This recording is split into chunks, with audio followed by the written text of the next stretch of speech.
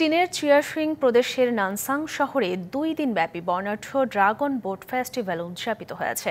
অন্যতম জনপ্রিয় এই প্রাচীন উৎসবটি প্রতি বছর চন্দ্রবর্ষের পঞ্চম মাসে সারা দেশে উদযাপিত হয়। চীন প্রতিনিধি মোহাম্মদ সাইদুল ইসলাম জানান, জমকালো উৎসবটি নানসাং শহরের চিউলং লেকের মনোরম পরিবেশে আয়োজন করা হয়।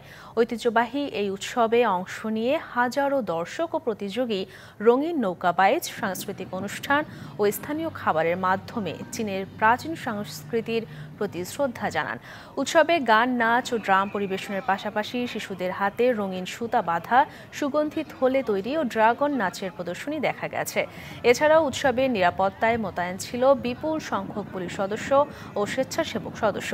উৎসবে 12টি দেশ ও অঞ্চলের 50টি দল নৌকাবাহিতে অংশগ্রহণ করে।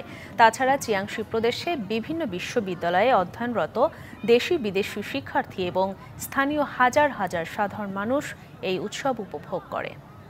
নগদ পেমেন্টে 500 টাকা পর্যন্ত ক্যাশব্যাক আর লেনদেনে প্রতিদিন ডিপ ফ্রিজ এবং ঘন্টায় ঘন্টায় এসি, টিভি সহ দারুণ সব গিফট।